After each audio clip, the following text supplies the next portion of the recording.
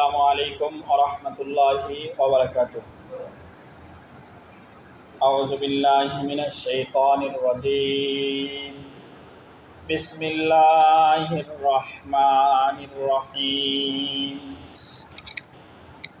قد أفلح المؤمنون الذين هم في صلاتهم خاشعون والذين هم عن اللغو معرضون والذين هم للزكاة فاعلون والذين هم لفروجهم حافظون إلا على أزواجهم أو ما ملكت أيمانهم فإنهم غير ملومين فمن ابتغى وراء ذلك فأولئك هم العادون والذين هم لأمانتهم وعهدهم راعون والذين هم على صلواتهم يحافظون أولئك هم الوارثون الذين يرثون الفردوس هم فيها خالدون إن الله وملائكته يصلون على النبي يا أيها الذين آمنوا صلوا عليه وسلموا تسليما اللهم صل على سيدنا مولانا محمد وعلى آل سيدنا شافعنا محمد اللهم صل على سيدنا محمد وعلى آل سيدنا شافعنا محمد আলহামদুলিল্লাহ।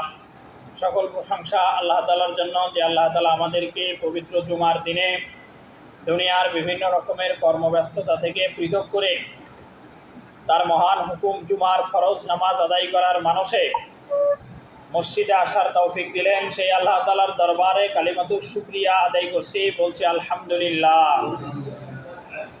নবী মুহাম্মদ রাসূলুল্লাহ সাল্লাল্লাহু আলাইহি ওয়াসাল্লামের শানে সংক্ষিপ্ত দরুদ ও সালাম পেশ করি।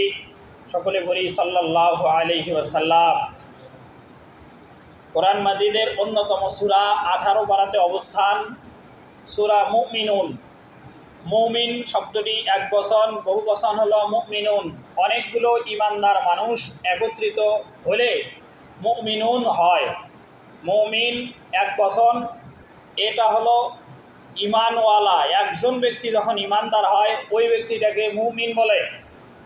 আমি এককভাবে আল্লাহর প্রতি, রাসূলের প্রতি, আখিরাতের প্রতি, ইমানের মৌলিক শাখাগুলোর প্রতি যদি ইমান আনি তাহলে আমাকে মুমিন বলা যাবে। আবার আমি ইমান আনলাম, একইভাবে আপনি আনলেন, আরও 10 জন আনলো, গ্রামের সবাই আনলো, দেশের সবাই আনলো, তাহলে দেশের সকল মানুষ যদি ইমানদার হয়, গ্রামের সকল মানুষ যদি ইমানদার হয়, সকল মানুষের যে আরবিটা হবে সেটা হলো মুমিনুন, অনেকজন ইমানদার। এই মুমিনুন সূরা কোরআন মাজিদের 23 নম্বর সূরা, সূরা আল মুমিনুন। এই মুমিনুন সূরাতে আল্লাহ তাআলা প্রথম 1 থেকে 11 নম্বর আয়াত পর্যন্ত বিশেষ কিছু মানুষের বৈশিষ্ট্য, গুণাবলী, চরিত্রের কথা আল্লাহ তাআলা উল্লেখ করেছেন। এই গুণাবলীগুলো যদি কোনো মানুষের থাকে ওই মানুষটা পরকালে সফল হওয়ার জন্য যথেষ্ট। দুনিয়ার সফলতা বা দুনিয়ার ব্যর্থতা এটা আসলে দুনিয়ার সফলতাও প্রকৃত সফলতা নয়, আখিরাতের সফলতাই প্রকৃত সফলতা। দুনিয়ার ব্যর্থতাও একজন মানুষের জন্য চূড়ান্ত ব্যর্থতা নয়। একজন মানুষের চূড়ান্ত ব্যর্থতা হবে আখিরাতের ব্যর্থতাই। যদিও আমরা দুনিয়ার লাভটাকে চাক্ষুষ স্বচক্ষে দেখার কারণেই দুনিয়ার লাভটাকেই প্রকৃত লাভ মনে করি, আখেরাতের লাভ বা আখেরাতের সফলতা, আখেরাতে আল্লাহ তাআলার কী পুরস্কার আছে এটা আমাদের দেখতেছি না, এ কারণেই আখেরাতটা আমাদের কাছে প্রাধান্য পায় না। আখেরাতে যেই মানুষগুলো সফল হবে তাদের বিশেষ গুণাবলী আল্লাহ তাআলা সূরা মুমিনুনের প্রথম থেকে আল্লাহ তাআলা বলা শুরু করলেন। আল্লাহ তাআলা বললেন, ক্বাদ আফলাহাল মুমিনুন, মুমিনেরা সফল কাম হয়ে গেছে। মুমিন কারা? যার ভিতরে ঈমান আছে, ঈমানদার লোকটা সফল কাম হবে। কিতাবুল ঈমানে বিভিন্ন হাদিসের কিতাব, প্রত্যেকটা হাদিসের কিতাবেরই প্রথমের দিকে যে হাদিসগুলো আছে এই হাদিসগুলোর ভিতরে অন্যতম লক্ষণীয় বিষয় হলো প্রথমের দিকে ঈমান সংশ্লিষ্ট কিছু হাদিস অবশ্যই মুসান্নেফ হাদিসের কিতাবগুলোতে এনেছেন, এবং অনেক হাদিসের কিতাবের মুসান্নেফ তো নামকরণ করেছেন কিতাবুল ঈমান নামে প্রথমেই। সেখানে এরকম হাদিস দিয়েছেন মুসান্নেফেরা রাসূল সাল্লাল্লাহু আলাইহি সাল্লামের, যে যার ভিতরে ঈমান আছে ওই লোকটা কখনোই জাহান্নামে যাবে না। লা ইয়াদখুলুন নারা মান কানা ফি কলবিহি মিসকালা হাববাতিন মিন খারদালিন মিন ঈমান, যার অন্তরের ভিতরে সরিষার দানা পরিমাণও ঈমান আছে, আল্লাহ তাআলা ওই ঈমানের বদৌলতে ঈমানদার লোকটাকে জান্নাত দেবেন। এ কারণে ঈমান যার আছে এই লোকটাই প্রকৃত সফল। সফল হওয়ার জন্য এক নাম্বার যে বিষয় দরকার সেটা হলো ঈমান দরকার। পরের প্রশ্ন, ঈমান কাকে বলে? ঈমান কাকে বলে রাসূল সাল্লাল্লাহু আলাইহি সাল্লামকে জিজ্ঞাসা করা হয়েছে, এ আল্লাহ রাসূল, ঈমান কি? মাল ঈমান, ঈমান কাকে বলে? রাসূল সাল্লাল্লাহু আলাইহি সাল্লাম জবাব দিয়েছেন, ইজা সাররাতকা হাসানাতুকা, যখন তোমাকে তোমার কোনো নেকামল আনন্দ দেয়, কোনো ভালো কাজ করার পরে লোকটা যদি আনন্দিত হয়, ওয়াজাআতকা সাইয়্যাতুকা, এবং তোমার কোনো পাপের কাজ যদি তোমাকে কষ্ট দেয়, লোকটা যদি ভালো কাজ করার পরে আনন্দিত হয়, লোকটা যদি খারাপ কাজ করার পরে কষ্ট পায় অন্তরে, ওই লোকটাকে রাসূল সাল্লাল্লাহু আলাইহি সাল্লাম বলছেন ফা আনতা মুমিন, তুমি ঈমানদার। নামাজ পড়ার পরে যদি লোকটার ভালো লাগে, এই ভালো লাগাটাই ঈমানদার হওয়ার জন্য লক্ষণ হিসেবে যথেষ্ট।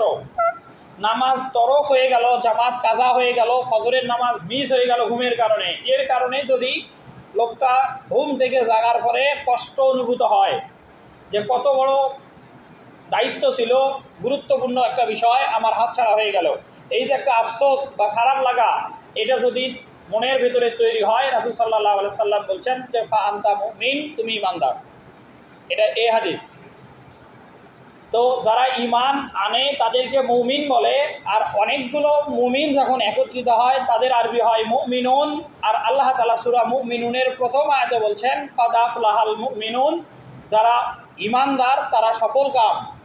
সফল যদি আমরা আখেরাতে হতে চাই, আখেরাতের সফলতাটা কি? আখেরাতের সফলতার অনেকগুলো ধাপ।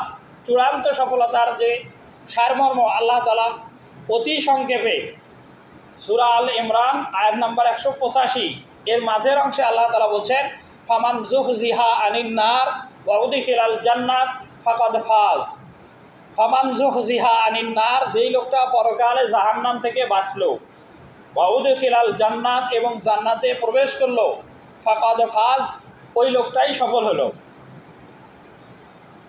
আখেরাতের সফলতা মানে হলো জাহান্নাম থেকে রক্ষা পাওয়া আর জান্নাতি হওয়া, জাহান্নাম থেকে বেঁচে যাওয়া আর জান্নাতে প্রবেশ করার মতো সৌভাগ্য অর্জন করা। যেই লোক পরকালে জাহান্নাম থেকে রক্ষা পাবে এবং জান্নাতে প্রবেশ করতে পারবে, এই লোকটাই চূড়ান্ত সফল। আর এই সফলতার চেষ্টা সবার, প্রত্যেকটা মানুষই চায় যে আমরা পরকালে জাহান্নাম থেকে রক্ষা পাই এবং জান্নাতের ভিতরে প্রবেশ করি, এটা সবার চাওয়া। এই সফল হওয়ার জন্য দুনিয়াতে অবশ্যই কিছু করণীয় কাজ আল্লাহ তাআলা দিলেন, সেই কাজগুলোই সূরা মুমিনুনের প্রথম থেকে 11 নম্বর আয়াত পর্যন্ত বলছেন। আল্লাহ তাআলা প্রথম বললেন যে ঈমান যারা আনবে তারা সফল হবে।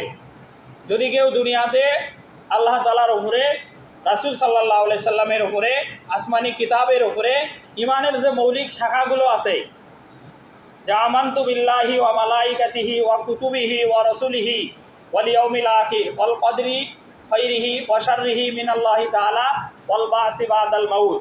এখানে ঈমানের মৌলিক শাখা 7টা বলা আছে। এই 7টা বিষয়ের প্রতি মৌলিকভাবে যদি কোনো মানুষ ঈমান আনে ওই লোকটাকে ইমানদার মুমিন বলে। আর ইমানের শাখা ৭০-এর ওপরে। মিশকাত শরীফের হাদিস, আল ইমানু বিদিউ ওয়া সাবউনা শুবাতুন, যে ইমানের শাখা ৭০টার ওপরে। ফাফদালুহা কওলু লা ইলাহা ইল্লাল্লাহ, ইমানের ১ নাম্বার শাখা হলো লা ইলাহা ইল্লাল্লাহ, এটা মুখে বলা, অন্তরে বিশ্বাস করা এবং বাস্তবে সেই অনুযায়ী কাজ করা। ওয়া আদনাহা ইমাতাতুল আযা আনিত তরিক, আর ইমানের ৭০ নম্বর শাখাটা হলো রাস্তাতে যদি কোনো কষ্টদায়ক বস্তু থাকে এটাকে সরিয়ে ফেলা। এরপরে রাসূল সাল্লাল্লাহু আলাইহি সাল্লাম ইমানের একটা মৌলিক শাখার কথা উল্লেখ করলেন, ওয়াল হায়াউ শুবাতুম মিনাল ঈমান, লজ্জা হলো ইমানের একটি বিশেষ গুরুত্বপূর্ণ অঙ্গ, ইমানের একটা শাখা। এই হাদিসে রাসূল সাল্লাল্লাহু আলাইহি সাল্লাম ইমানের 3টি শাখার কথা উল্লেখ করেছেন। 1 নাম্বারটা দিয়েছেন লা ইলাহা ইল্লাল্লাহ বলা, এটা অনুযায়ী আমল করা। এরপরে একেবারে ৭০ নাম্বারটা আবার বলছেন রাস্তা থেকে কষ্টদায়ক বস্তু সরিয়ে ফেলা। এরপরে মাঝামাঝি একটা ইমানের শাখা দিয়েছেন, সেটা হলো যে লজ্জা ইমানের বিশেষ একটা শাখা, লজ্জা থাকতে হবে। এই হাদিসে 3টা শাখার কথা রাসূল বলছেন এবং ইমানের মোট শাখা যে ৭০টা, এই ৭০-এর সংখ্যার কথা রাসূল সাল্লাল্লাহু আলাইহি সাল্লাম বলছেন। এই ৭০টা শাখা এই হাদিসে যেমন বলা নাই, এই ৭০টা শাখা যদি কারো জানার আগ্রহ থাকে, আমাদের আলিয়া মাদ্রাসার যে আকাইদ ফিকহ বই আছে, আলিয়া মাদ্রাসার যে আকাইদ ফিকহ বই পড়ানো হয়, ক্লাস 7-এর আকাইদ ফিকহ বইয়ে 1 থেকে 20 নাম্বার পর্যন্ত দেওয়া আছে এবং ক্লাস 8-এর আকাইদ ফিকহ বইয়ে 21 নাম্বার থেকে 57টা দেওয়া আছে, বাকি 57টা। এই 57, 8-এর আর ক্লাস 7-এর 20, এই মিলে 77টা। এই 77টার বিস্তারিত আলোচনা এই আকাইদ ফিকহ বইয়ে নাই। এখানে শুধু নাম্বারিং করে দেওয়া আছে যে আল্লাহর প্রতি ঈমান আনা এটা একটা শাখা, রাসূলের প্রতি ঈমান আনা এটা আরেকটা শাখা, আখিরাতের প্রতি বিশ্বাস করা এটা আরেকটা শাখা, জান্নাতের প্রতি বিশ্বাস স্থাপন করা এটা ঈমানের আরেকটা শাখা, নামাজ আদায় করা এটা ঈমানের আরেকটা শাখা, সত্য কথা বলা ঈমানের আলাদা আরেকটা শাখা। শুধু এইভাবে একাধারে 77টা দেওয়া আছে 7-এ আর 8-এ। আপনি যদি বিস্তারিত জানতে চান, শোয়াবুল ঈমান নামে হাদিসের একটা বই আছে, ইমাম বাইহাকির লেখা। শোয়াবুল শব্দের অর্থ হলো শাখা, ঈমান মানে ইমানে। ইমানের যে 77টা শাখা রাসূল বললেন, এই 77টা শাখা কি এবং সেগুলো নিয়ে আলাদা হাদিসের বই আছে ইমাম বাইহাকির লেখা। ইমান মানে অনেক হাদিসের লাস্টে দেখবেন যারা হাদিস পড়ে, ওই হাদিসের শেষে লেখা থাকে রাহুল বাইহাকি ফি শোয়াবুল ঈমান, যে ইমাম বাইহাকি এই হাদিসকে বর্ণনা করেছেন শোয়াবুল ঈমান নামে হাদিসের কিতাবে। এই হাদিসের কিতাবে 77টা শাখায় বিস্তারিত বলা আছে। এই 77টার ওপরে যেই লোকটা মৌলিকভাবে বিশ্বাস স্থাপন করে ওই লোকটাকে মুমিন বলে। আর এই লোকটা যদি মুমিন হয় দুনিয়ায়, আখেরাতে ওই লোকটা সফল হবে। এটা 1 নাম্বার। 2 নাম্বার, ওয়াল্লাযীনা হুম আনিল লাগবি মুরিদুন, যারা অনার্থক কাজ থেকে বিরত থাকে, বেহুদা কাজ থেকে বিরত থাকে, এই কাজ যেগুলোর ইসলামে কোনো ভিত্তি নাই, অনার্থক অপ্রয়োজনীয় বিষয় থেকে যেই লোকটা নিজেকে পরহেজ রাখে, বিরত রাখে, এই লোকটাই দুনিয়াতে সফল হওয়ার জন্য যে গুণাবলী এটা সে অর্জন করলো এবং পরকালে সে সফল হবে। এ কারণে আমরা যদি পরকালে জান্নাত পেতে চাই, জাহান্নাম থেকে বাঁচার মধ্য দিয়ে প্রকৃত সাফল্য অর্জন করতে চাই, তাহলে আমাদেরকে অনার্থক যে কাজগুলো আছে এই কাজগুলো থেকে বিরত থাকতে হবে। এরপরে আল্লাহ তাআলা বলছেন সূরা মুমিনুনে যে ওয়াল্লাযীনা হুম ফি সালাতিহিম খাশিউন, যে যারা নামাজের ব্যাপারে বিনয়ী হয়, নামাজের ব্যাপারে বিনয়ী হয়, নামাজের বিনয় এর জন্য আল্লাহ তাআলা যে শব্দটা দিয়েছেন সেটা হলো খাশিঈন, যে তারা নামাজের ব্যাপারে বিনয়ী। খাশিউন শব্দটা বহুবচন, খাশিউন মানে অনেকগুলো বিনয়ী লোক নামাজ হয়, নামাজে যখন তারা বিনয়ী হয়। এই বিনয়ীটা হলো শারীরিক অঙ্গ প্রত্যঙ্গের। একজন মানুষ যখন নামাজে দাঁড়ায় তার 2টা বিষয় লক্ষণীয়। একটা হলো বাহ্যিক অঙ্গ প্রত্যঙ্গ, পা থেকে মাথা পর্যন্ত শরীরের প্রত্যেকটা অঙ্গ প্রত্যঙ্গ যে সে বিনয়ে প্রকাশ পাচ্ছে কিনা, একেবারে ধীর স্থিরতা তার আছে কিনা, এটা লক্ষণীয় বাহ্যিক। আরেকটা হলো আন্তরিক, অন্তর থেকে আল্লাহকে সামনে উপস্থিত মনে করে সে নামাজ আদায় করতেছে কিনা, এটা। খাশিঈন শব্দটা আল্লাহ তাআলা প্রথমে দিলেন, আর পরে ইউহাফিজুন শব্দটা দিয়েছেন আবার, ওটা পরে পাওয়া যাবে। যে খাশিঈন শব্দটা হলো যে বাহ্যিক অঙ্গ প্রত্যঙ্গ, হাত পা মানে পুরো শরীরের অঙ্গ প্রত্যঙ্গ যেন নড়াচড়া না করে স্থির থাকে।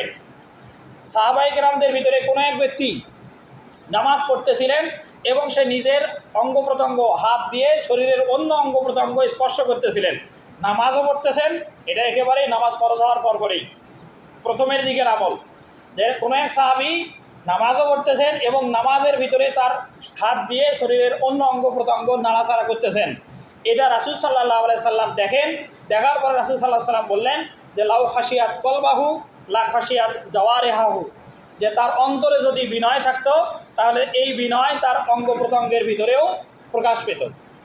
মানে যখন আপনি দেখবেন যে কোনো ব্যক্তি নামাজে দাঁড়িয়ে তার হাত দিয়ে পা দিয়ে দেখা যাচ্ছে পা নড়াচড়া করতেছে, একবার পা তুলে আরেক জায়গায় রাখতেছে, আবার আরেকটা পা আরেক দিকে রাখতেছে, আবার হাত দিয়ে দেখা যাচ্ছে যে টুপি ঘোরাচ্ছে, আবার বিভিন্ন শরীরের অঙ্গ প্রত্যঙ্গ চুলকায়, বিভিন্ন জায়গায় হাত স্পর্শ করে, তখন বোঝা যায় যে ওই লোকটার অন্তর মানে অন্তরের বিনয় নাই। আর অন্তরের বিনয় কি? অন্তরের বিনয়টা হলো হাদিসে জিবরাইলে রাসূল সাল্লাল্লাহু আলাইহি সাল্লাম বলেন জান তা'বুদুল্লাহ কান্নাকা তারাহু, যে যখন তুমি ইবাদত করবে তখন তুমি এটা মনে করবে যে আল্লাহ তোমার সামনে আছে, আল্লাহকে তুমি দেখে দেখে ইবাদত করতেছো। কোনো নামাজি যদি মনে করে যে আমার সামনে আল্লাহ আছে আর আমি আল্লাহকে দেখে দেখে ইবাদত করতেছি, তাহলে অবশ্যই ওই লোকটার হাত পা অঙ্গ প্রত্যঙ্গ সবগুলো ধীর স্থির থাকবে।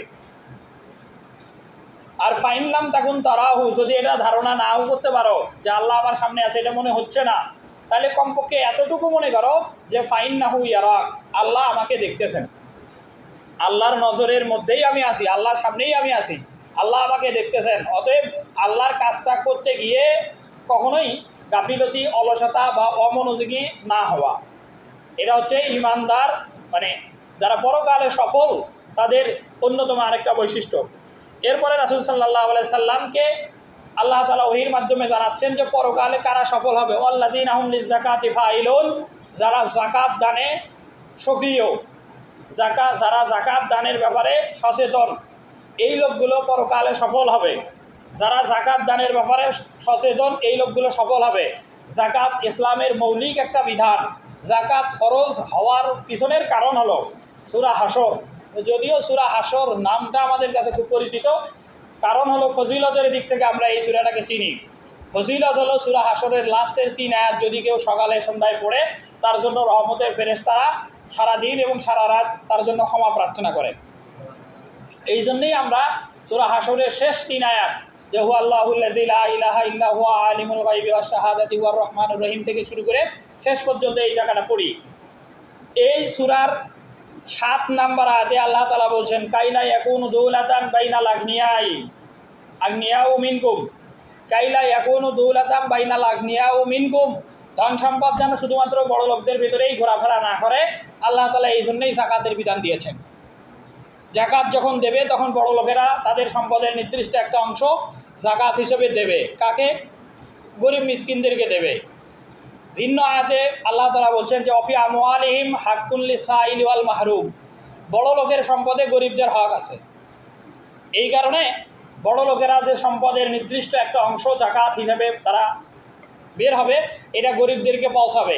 সেই গরিব কারা, তাদের একটা তালিকা দেওয়া আছে সূরা তওবার 60 নম্বর আয়াতে 8 শ্রেণীর মানুষকে যাকাত দেওয়া লাগবে। এর বাইরে যদি আপনি দেন তাহলে আপনার যাকাত আদায় হবে না, এমনি নফল দান করার সওয়াব পাবেন। এই নাম তালিকাটা শুধু বলছি যে ইন্নামা সাদাকাতুল লিল ফুকারাই, যারা ফকির, আমরা এই শব্দটা আরবি হলেও বাংলাতে বহুল মানে ব্যবহার হওয়ার কারণে আমরা ফকির শব্দটা জানি। ফকির আরবি শব্দ, যার শাব্দিক অর্থ হলো নিঃস্ব, গরিব, অসহায়। ফকিরের ভিতরে আর মিসকিনের ভিতরে একটা পার্থক্য আছে। 2 নম্বর হলো আল মাসাকিন, যারা মিসকিন তাদেরকে যাকাত দিতে হবে। 1 নম্বর ফকির, 2 নম্বর মিসকিন। ফকির এবং মিসকিনের ভিতরে পার্থক্য দুটা। 1 নম্বর হলো ফকিরের ভিতরে যেই পরিমাণ সম্পদ থাকে এই সম্পদ দিয়ে সে এক সন্ধ্যা আগামীতে যে এক সন্ধ্যা আসতেছে, যেমন এখন দুপুর, সন্ধ্যায় রাতে যে খাবারটা খাবে ফকিরের এই এক সন্ধ্যা খাবারের মতো ব্যবস্থা থাকে। আর মিসকিন যেই লোকটা তার কাছে আগত সন্ধ্যার খাবারের ব্যবস্থা থাকে না। ফকিরের চেয়ে মিসকিনের অবস্থা বেশি খারাপ। এরপরে 2 নম্বর পার্থক্য হলো ফকির নিজের অভাবের কথা লজ্জা শরম ত্যাগ করে অন্যদেরকে বলতে পারে যে আমার অভাব, আমি সমস্যায় আছে, আমাকে সহযোগিতা করেন। এটা ফকির লজ্জা শরম ত্যাগ করে বলতে পারে। আর মিসকিনের সমস্যা হলো মিসকিন হঠাৎ করে গরিব হওয়া যায়।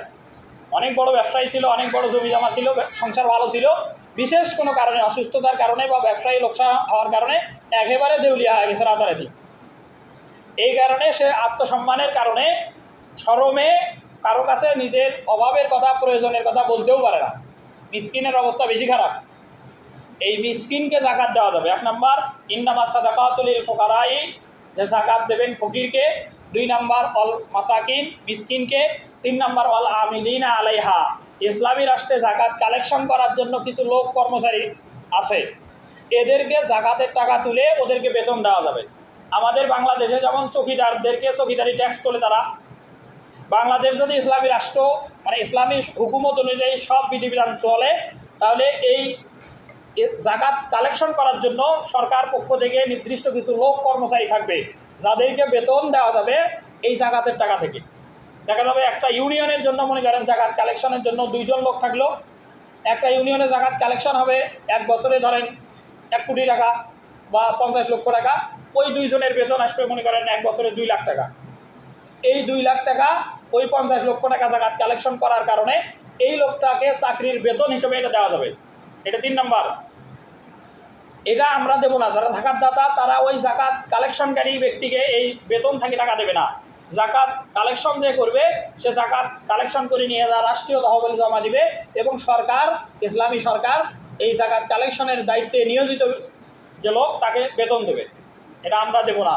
এটা 3 নম্বর। 4 নম্বর ওয়াল মুআল্লাফাতু কুলুবুহুম, এটা হলো চিত্তাকর্ষণ বা মন জয় করার জন্য কাউকে জাকাতের টাকা দেওয়া যাবে।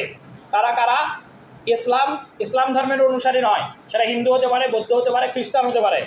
একজন হিন্দু যদি 1 লক্ষ টাকার ঋণগ্রস্ত হয় এবং সে যদি মনে করে যে ইসলাম ধর্মে তো জাকাতের বিধান চালু আছে, মুসলমানদের ভিতরে এমন অনেক বড় লোক আছে যাদের বাৎসরিক জাকাতের টাকা 1 লাখের উপরে হয়, এই পরিমাণটাকে একবারে যদি এই বিধর্মী লোকটাকে ঋণ পরিশোধ করার জন্য যদি দেওয়া হয়, বিধর্মী যদি ইসলামের দিকে আকৃষ্ট হওয়ার সম্ভাবনা থাকে, ইসলামের দিকে আকৃষ্ট হওয়ার সম্ভাবনা থাকলে তাকে জাকাত দেওয়া যাবে, না থাকলে নাই, না থাকলে জাকাত দেওয়া লাগবে না, যাবে না। যে এমনিতেই আপনি বিধর্মীকে 1 লাখ টাকা জাকাত দিলেন তাহলে আপনার জাকাত দেওয়া হবে না। আপনি যদি মনে করেন যে এমন সম্ভাবনা আছে এই লোকটা হিন্দু কিন্তু গরিব, তার ঋণ 1 লক্ষ টাকা, আপনি তাকে জাকাতের টাকা দিলেন, সে ঋণ পরিশোধ করার পরে সচ্ছল হলো এবং সে এটা বুঝবে যে ইসলাম অনেক উদার একটা ধর্ম, ইসলাম ধর্মের এত মহানুভবতা আছে যে বিধর্মী হওয়ার পরেও আমাকে তাদের জাকাতের টাকা আমাকে দিয়ে সহযোগিতা করেছে, ঋণ থেকে মুক্ত করার জন্য তারা ব্যবস্থা নিয়েছে। এই মহানুভবতা যদি বুঝে ইসলামের দিকে সে আকৃষ্ট হওয়ার সম্ভাবনা থাকে, তাহলে ওই লোকটাকে 4 নম্বরে জাকাত দেওয়া যাবে। ওয়াল মুআল্লাফাতু কুলুবুহুম। 5 নম্বর হলো আফির রিকাব, দাস মুক্তির জন্য। ইসলামের প্রাককালে মানুষ বেচা কিনা হতো বাজারে, যেমন আবু বকর সিদ্দিক রাদিয়াল্লাহু তাআলা আনহু হযরত বেলাল রাদিয়াল্লাহু তাআলা আনহুকে মেলা মূল্যে কিনে নিয়ে আজাদ করে দিয়েছিলেন। সেই কথা সূরা লাইলে আছে যে ফাআম্মা মান আতা ওয়াত্তাকা, যাকে আল্লাহ অনেক সম্পদ দিয়েছিলেন এবং তাকওয়াও দিয়েছিলেন। এই আবু বকর রাদিয়াল্লাহু তাআলা আনহুকে আল্লাহ অনেক তাকওয়াও দিয়েছিলেন, অনেক সম্পদও দিয়েছিলেন। ওয়া আম্মা মান আতা ওয়াত্তাকা ওয়াসাদ্দাকা বিল হুসনা, ওয়াসাদ্দাকা মানে সে সাদকা করেছিল, হুসনা মানে কল্যাণকর, সেটা হলো অনেক সম্পদের এক অংশ দিয়ে উমাইয়ার কাছ থেকে বেলাল রাদিয়াল্লাহু তাআলা আনহুকে কিনে নিয়ে আজাদ করে দিয়েছিল। এইরকম পরিস্থিতি এখন আর নাই। যদি কখনো এরকম পরিস্থিতির সম্মুখীন হয় তাহলে এরকম গোলাম আজাদ করার জন্য যেই পরিমাণ টাকা দরকার এটা জাকাতের টাকা থেকে দিয়ে গোলামকে আজাদ করা যাবে। অফির রেকব। 6 নম্বর আল গারিমিন, যারা একেবারে ঋণগ্রস্ত, মুসলমানদের ভিতরেও যারা ঋণগ্রস্ত তাদেরকে ঋণ পরিমাণ টাকা দিয়ে জাকাত দেওয়া যাবে। কেউ যদি ঋণগ্রস্ত হয়, পাশের বড় লোকেরা এই লোকটাকে ঋণ বরাবর জাকাত দিতে পারবে। অল গরিমিন, ঋণগ্রস্তকে জাকাত দেওয়া যাবে। 7 নম্বর অফি সাবিলিল্লাহ, আল্লাহর রাস্তায় যারা জিহাদ করে, জিহাদের ময়দানে যুদ্ধ করে মুজাহিদ, এই মুজাহিদকে অর্থ দেওয়া যাবে জাকাতের টাকা থেকে। এটা দিয়ে তারা অস্ত্র কিনবে বা জিহাদের জন্য প্রয়োজনীয় যত উপকরণ দরকার এগুলো সে কিনতে পারবে এই জিহাদের টাকা নিয়ে। এরপরে হলো আপনি সাবিল। 8 নম্বর যারা মুসাফির, আপনি রসুলপুর গ্রামে কুটিপতি, কিন্তু দেখা গেছে সফরের জন্য যে এই 48 মাইল এর অতিক্রম করে দেখা গেছে আপনি চিটাগাঙ্গে গেছেন আপনার ব্যবসায়িক কাজে বা কোনো প্রয়োজনে, সেখানে যা আপনার সব সম্পদ লুটপাট হয়ে গেছে, হাইজাক হয়ে গেছে, আপনি এখন নিঃস্ব, বাড়িতে আসার মতো আপনার কাছে টাকা নাই। রসুলপুরে আপনি কুটিপতি হলেও চিটাগাঙ্গে গিয়ে আপনাকে যদি কেউ জাকাতের টাকা দেয় মুসাফির হিসাবে, আপনি সেই মুসাফির হিসাবে জাকাতের টাকা নিতে পারবেন। এমনকি চিটাগাঙ্গের লোক যদি রসুলপুর এসেও এরকম নিঃস্ব হয়, আপনি তাকেও জাকাতের টাকা দিতে পারবেন। এই 8 শ্রেণীর মানুষকেই জাকাত দিতে হবে। এর বাইরে 9 নম্বর শ্রেণী যদি আপনি দেন, তাহলে জাকাত আদায় হবে না, এমনিতে দান হবে। এই 8টা নাম তালিকা সূরা তাওবার 60 নম্বর আয়াতে বলার পরে আল্লাহ বলছেন ফারিদাতাম মিনাল্লাহ, যে ফারিদাতান মানে এটাই আল্লাহ ফরজ করে দিয়েছেন। মিন মানে হচ্ছে আল্লাহ, মানে আল্লাহ, আল্লাহর পক্ষ থেকে এটাই ফরজ। এই 8 শ্রেণীর মানুষকেই জাকাত দেওয়া ফরজ বা এটাই নির্ধারিত ফয়সালা। এই শ্রেণীর মানুষদেরকেই জাকাত দেবে। আর যারা দুনিয়াতে সম্পদশালী হওয়ার পরে জাকাত দেওয়ার ব্যাপারে সচেতন থাকে, সতর্ক থাকে, সচেষ্ট থাকে যে আমি বড় লোক, আল্লাহ আমাকে সম্পদ দিয়েছে, এই সম্পদের নির্দিষ্ট একটা অংশ গরিব মিসকিনদের হক আছে এবং তাদেরকে তাদের প্রাপ্য অধিকার দিয়ে আসতে হবে, এটা তাদেরকে দিতে হবে। এই জাকাতের ব্যাপারে যারা দুনিয়ায় সচেতন, এই লোকগুলোই পরকালে সফল হবে। আল্লাহ তাআলা সেই কথা বলছেন যে আল্লাযীনা হুম লিয-যাকাতি ফাইলুন, যারা জাকাতের ব্যাপারে কর্মঠ। ফাইল শব্দের অর্থ হলো কর্মী। ফাইল শব্দটা এক বচন, বহু বচন হলো ফাইলুন। আর ফাইল মানে হলো কর্মী। রাজনৈতিক দলের যেমন কর্মী থাকে, বিভিন্ন লোকের যেমন কর্মী থাকে, তার কাজ কি? ওই যেই লোক যে বিষয়ের কর্মী হয় সেই কর্মটা যথাযথ কাজ সম্পাদন করা। আর ইমানদার যদি সম্পদশালী হয়, তার একটা অন্যতম কর্ম হলো জাকাত ধারাবাহিকভাবে আদায় করা। আল্লাযীনা হুম লিয-যাকাতি ফাইলুন, জাকাত ধারাবাহিকভাবে আদায় করা। এরপরে হলো 5 নাম্বার বৈশিষ্ট্য আল্লাহ তাআলা দিয়েছেন আল্লাযীনা হুম লিফুরুজিহিম হাফিজুন, যে যারা পরকালে সফল হবে তাদের দুনিয়ায় বৈশিষ্ট্য হলো তারা তাদের লজ্জাস্থানকে হেফাজত করবে। মানে তাদের লজ্জাস্থানের হেফাজত বলতে তারা তাদের বৈধ স্ত্রী, এবং রাসূলের জামানায় এটা ছিল যে দাসী ব্যবহার করা বৈধ ছিল, এটা বর্তমান জামানাতে আর নাই। বর্তমান জামানার সাথে এই দাসীর সাথে শারীরিক সম্পর্ক রাখার হুকুমটা রহিত হয়ে গেছে। শুধুমাত্র বৈধ স্ত্রীর ক্ষেত্রেই তারা তাদের লজ্জাস্থানকে ব্যবহার করে। এই বৈধ স্ত্রী বাদ দিয়ে ভিন্ন কোনো মহিলার ক্ষেত্রে তাদের লজ্জাস্থানকে তারা হেফাজত করে। এই লোকটা দুনিয়ায় এমন বৈশিষ্ট্য অর্জন করলো যে পরকালে সফল হবে। মিশকাত শরীফের একটা প্রসিদ্ধ হাদিস, মান ইউদমিনু লিমা বাইনা লাহইহি ওয়া মা বাইনা রিজলাইহি আদমানু লাহুল জান্নাত। আদমানু শব্দের অর্থ হলো জিম্মাদার হওয়া, জামিনদার হওয়া। যে রাসূল সাল্লাল্লাহু আলাইহি সাল্লাম বলতেছেন যে মান ইউদমিনু লি, যে ব্যক্তি আমাকে জামিন দেবে বা আমাকে চূড়ান্তভাবে নিশ্চিত করবে, ওয়াদা দেবে, মান ইউদমিনু লি, যে আমাকে এরকম ওয়াদা দেবে, মা বাইনা লাহইহি, 2 সোয়াল, অর্থাৎ 2 যে দাঁত যে সোয়ালের উপরে বসা থাকে, এটাই আল্লাহ রাসূল বললেন যে মান ইউদমিনু লি মা বাইনা লাহইহি, যে ব্যক্তি 2 সোয়ালের মধ্যবর্তী তথা জিহ্বা বা জবানের হেফাজত করবে, এটা যে ওয়াদা দেয়। আর ওয়ামা বাইনা রিজলাইহি, আর যে ব্যক্তি 2 পায়ের মাঝখানে ব্যাপারে আমাকে মানে পূর্ণ নিরাপত্তা দেয় বা ওয়াদা দেয় যে লজ্জা স্থান শুধুমাত্র বৈধ স্ত্রীর ক্ষেত্রেই আমি ব্যবহার করব। 2 সোয়ালের মাঝখানের জবান তথা জিহ্বা দিয়ে যে কথাগুলো বলবো, এই কথা শুধুমাত্র হক কথাগুলোই বলবো, সত্য কথাই বলবো, সঠিক কথাই বলবো, কোনো মিথ্যা বা হারাম কথা যেগুলো নিষেধ এমন কোনো কথাও আমি জবান দিয়ে বলবো না। লজ্জা স্থানের ব্যাপারেও একই কথা, যে হারাম কোনো স্থানে আমি আমার লজ্জা স্থান ব্যবহার করব না। এই 2 ব্যাপারে যদি কোনো ব্যক্তি রাসূলকে নিশ্চিত করতে পারে যে আমি আমার জবান হেফাজত করব, আমি আমার লজ্জা স্থান হেফাজত করব, রাসূল বলেন আদমানু লাহুল জান্নাত, এই লোকটার ব্যাপারে আমি জামিনদার হলাম যে এই লোকটাকে জান্নাতে হবে। আদমানু লাহুল জান্নাত, এটা রাসূল সাল্লাল্লাহু আলাইহি সাল্লাম বলছেন, যে ব্যক্তি জবানের হেফাজত করবে, যে ব্যক্তি লজ্জাস্থানের হেফাজত করবে, এই লোকটার ব্যাপারে আমি জামিনদার যে এই লোকটা জান্নাতেও যাবে। এরপরে আল্লাহ রাসূল সাল্লাল্লাহু আলাইহি সাল্লাম বলছেন যে আল্লাযীনা হুম লিআমানাতিহিম ওয়া আহদিহিম রাউন।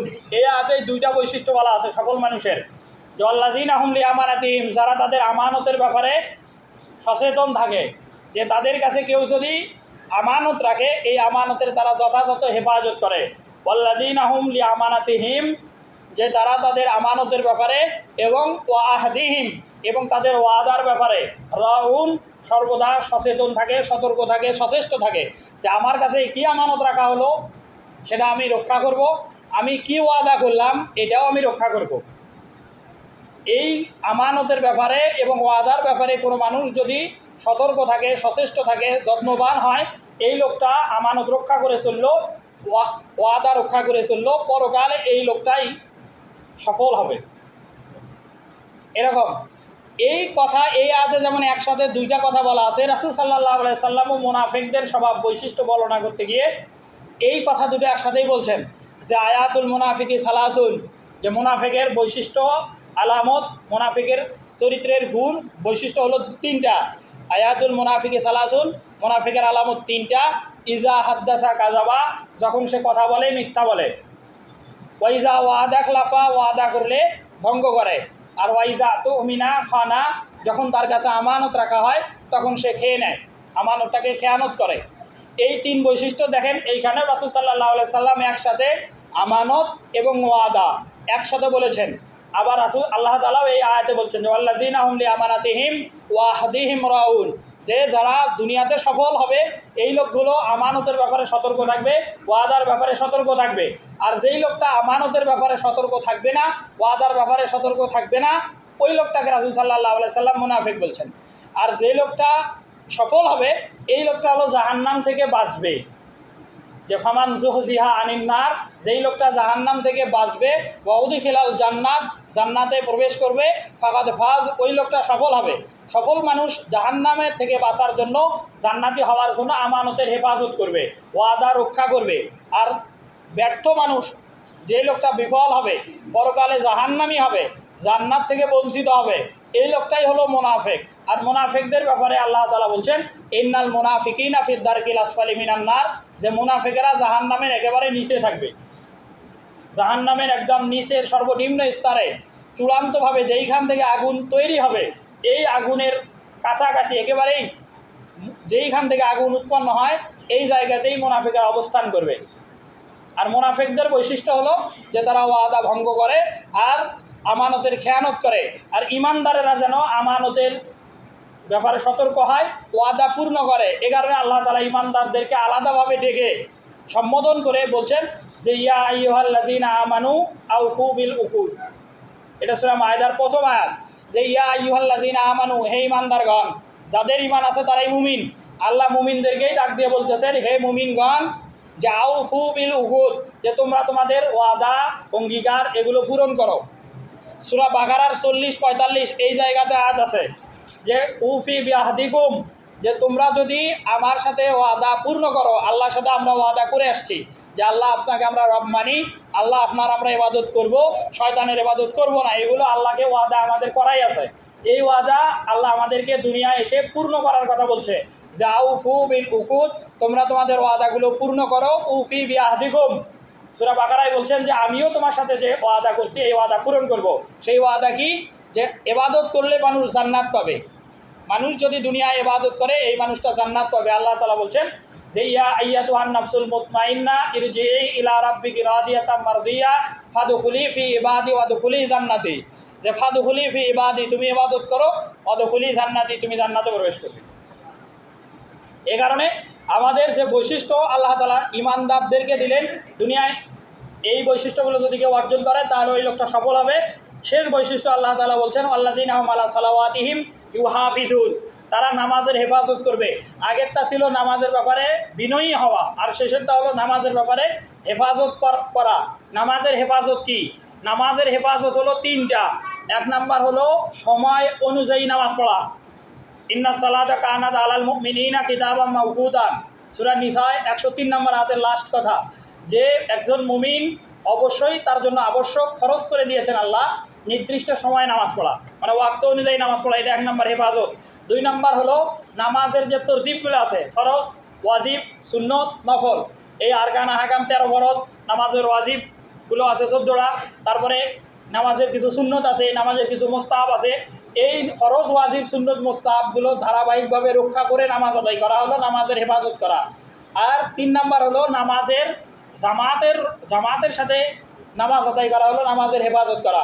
কোরআন শরীফের অনেক আয়াতে বলা আছে, যেমন ওয়ারকাউ মা'র রাকিন, যে তোমরা রুকু করো রুকুকারীদের সাথে। ওয়ারকাউ মা'র রাকিন, তোমরা রুকু করো রুকুকারীদের সাথে। আপনি যদি একাই নামাজ পড়েন তাহলে রুকুকারী আপনার সাথে পাবেন না।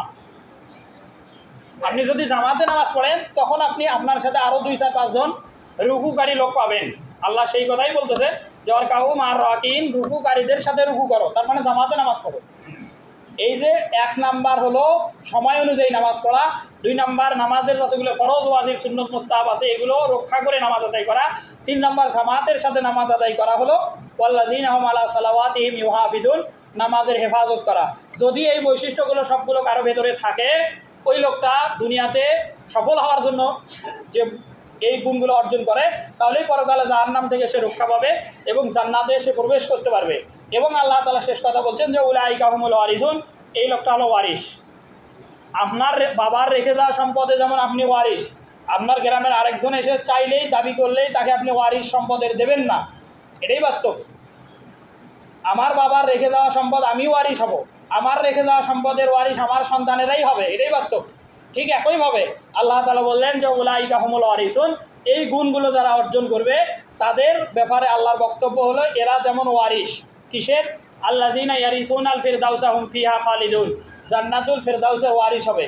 আপনি যেমন আপনার বাবার সম্পদে নিশ্চিত ওয়ারিস পাবেন, কোনো সন্দেহ নাই, আপনি এই গুণ বৈশিষ্ট্য 10টা অর্জন করেন, আপনিও জান্নাতুল ফিরদাউসের ওয়ারিস অবশ্যই হবেন। তার মানে আপনি জান্নাতুল ফিরদাউস এর মালিক হবেন, আপনাকে আল্লাহ তাআলা পরকালে জান্নাতুল ফিরদাউস দেবেন।